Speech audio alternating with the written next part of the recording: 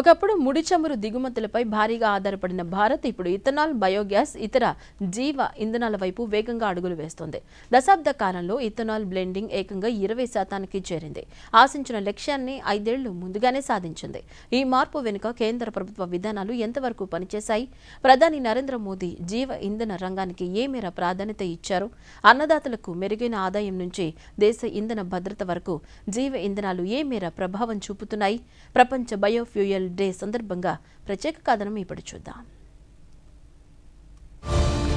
2014లో పెట్రోల్లో ethanol కలిపే స్థాయి 1.5%కే పరిమితం.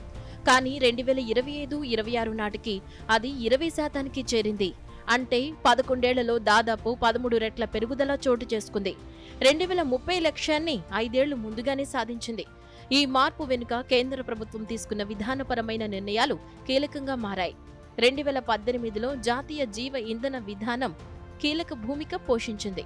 ఈ పాలసీ రాకతో ఇథనాల్ ఉత్పత్తికి కొత్త ఫీడ్ స్టాక్లకు అవకాశం వచ్చింది. ధరల విషయంలో ప్రభుత్వ హామీ, ఇథనాల్ ప్లాంట్ల ఏర్పాటుకు వడ్డీ రాయితీలు ఇవన్నీ ఇథనాల్ ఉత్పత్తి సరఫరా వేగాన్ని పెంచాయి. ప్రధాని నరేంద్ర మోదీ ప్రభుత్వం బయోఫ్యూయల్స్ ను కేవలం ప్రత్యామ్నాయ ఇంధనంగా కాకుండా ఇంధన భద్రత, అన్నదాతల ఆదాయం, పర్యావరణ పరిరక్షణకు అనుసంధానమైన రంగంగా ముందుకు తీసుకువెళ్లింది. చెరకు, మొక్కజొన్న, బియ్యం వంటి పంటల నుంచి కూడా ఇథనాల్ ఉత్పత్తికి అవకాశాలు పెంచింది. మరోవైపు వ్యవసాయ, పశువుల జీవ వ్యర్థాలతో కంప్రెస్డ్ బయోగ్యాస్ తయారీకి SATAT వంటి కార్యక్రమాలను తీసుకొచ్చింది. వ్యర్థం నుంచి ఇంధనం, ఇంధనం నుంచి ఆదాయం అనే కొత్త ఆర్థిక నమూనాకు ఇది బాటలు వేసింది. ఇలా ప్రారంభమైన భారత్ బయోఫ్యూయల్ ప్రస్థానం దేశ సరిహద్దులు దాటింది. 2023లో G20 అధ్యక్ష బాధ్యతలు నిర్వహిస్తున్న సమయంలో ప్రధాని మోదీ చొరవతో గ్లోబల్ బయోఫ్యూయల్స్ అలయన్స్ ప్రారంభమైంది.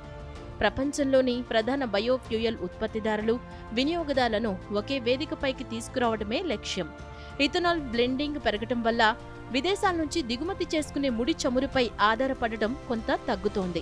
2014-15 నుంచి ఈ ఏడాది మే వరకు ఇథనాల్ కార్యక్రమం ద్వారా 1,90,000 కోట్లకు పైగా విదేశీ మారక ద్రవ్యాన్ని ఆదా చేయడం జరిగింది.